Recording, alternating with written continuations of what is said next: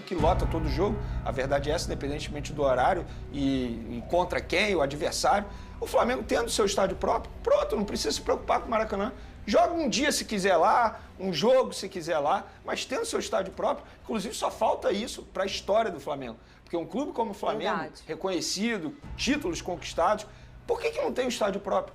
É por isso que eu falo, esse debate todo, na minha opinião... E dinheiro tem, né, Vene? Assim, eu não vou dizer que dinheiro tem, porque aí a gente vai entrar no outro debate, é outra discussão, né? É muita grana. Inclusive, o Rodolfo Landim até defende a ideia de SAF, não como é a SAF do Botafogo, do Vasco, é uma outra SAF, um outro estilo de SAF. Você vendeu uma parte e aí você pega esse dinheiro da SAF e investe na construção de um estádio próprio. Independentemente disso, Fernando, o Flamengo tem condições sim de correr atrás e ter o seu estádio próprio. Também acho. Porque financeiramente falando, estamos falando de um clube que está faturando 1 bilhão por ano. Então assim, tem dinheiro. Mas assim, e mais do que isso, Vene, ninguém no Brasil tem a capacidade de procurar e conseguir parceiros como o Flamengo. Atrelar sua marca ao Flamengo, numa ajuda ao estádio, por exemplo, para você construir, é uma coisa maravilhosa para qualquer empresa. Pô, Flamengo, vou dar um exemplo qualquer, igual a Arena MRV fez lá com o Galo. É a Arena MRV. Vem uma empresa e atrela o nome dela ao Flamengo, cara, isso aí é uma credibilidade. Isso aí você tem mais de 40 milhões de pessoas ao seu favor. Então, o Flamengo tem totais condições de buscar um parceiro para buscar uma construção do estádio, fora o próprio dinheiro do clube. Muito bem, ó, no Flamengo o Gerson retornou ao CT e ganhou um número novo. O rubro-negro segue em preparação para o Fla-Flu, jogo sábado, valendo vaga na final do Campeonato Carioca. A reportagem é da Alcilene Brito. Fala, Alci. O Coringa rubro-negro apareceu no Ninho do Urubu para reassumir o número que deu boas alegrias ao jogador. Muito feliz, honrado. Espero conquistar grandes coisas como foi na minha primeira passagem aqui com o número 8 no Mengão. O atleta está se recuperando da cirurgia no rim e vai começar a tirar os pontos na sexta-feira. Depois irá retirar o dreno para então iniciar uma preparação de forma gradual com exercícios leves. Com isso, ainda deve demorar um pouco para os rubro-negros voltarem a ver Gerson a jogar. Nesse ano, o Coringa entrou em campo 8 vezes e deu 2 assistências. E a última vez que ele jogou foi no dia 15 de fevereiro, na vitória sobre o Bangu por 3-0. Quem irá assumir a camisa 20 será Matheus Gonçalves. Durante o treino de ontem, Eric Pulgar foi reavaliado, mas ainda não foi divulgada a situação do atleta. O chileno é titular absoluto no Flamengo com o técnico Tite. Além disso, ele é o segundo com mais assistências com o treinador e tem 4 passes diretos para gol nesse período. O volante já é considerado peça fundamental para esse time e mesmo com a vantagem no placar, o técnico quer poder contar com o jogador para o Fla-Flu e alcançar mais uma vitória rumo à final do Carioca.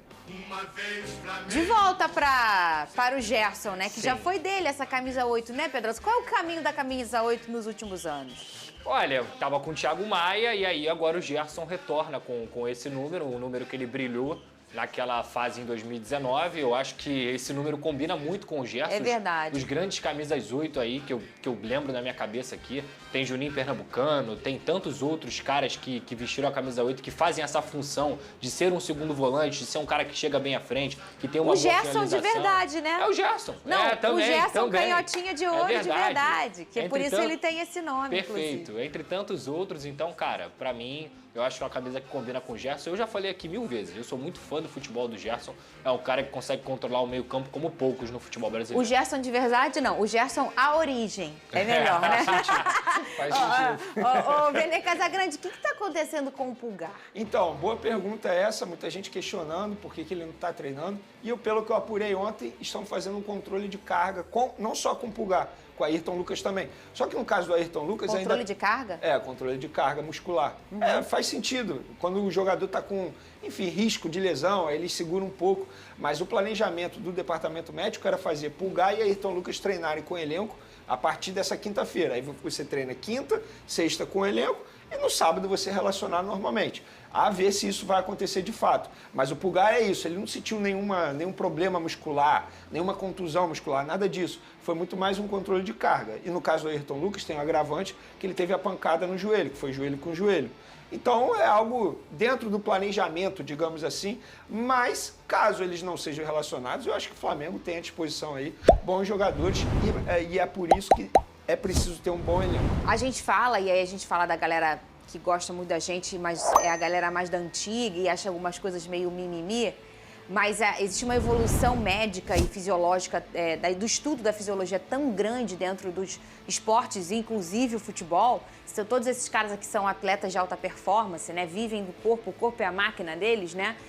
Hoje em dia, Pedrosa, existem exames e indicadores que você está próximo de ter uma lesão. Sim. Isso guia muito o preparador físico e toda aquela grade de pessoas que fazem a preparação física, né? E os médicos também, que evitam um problema clínico. Você tem um cara que está perto de uma lesão e você continua usando ele, a carga, né, com um treinamento mais intenso, você vai estourar esse cara à toa, vai ficar meses ou um mês ou muito tempo sem esse cara. Então, você evita a lesão. Hoje você consegue evitar uma lesão. Olhar, ver que tem um indicador que está alto e falar, tem alguma coisa aqui próxima a inflamar, próxima a estourar, alguma coisa próxima a dar um problema.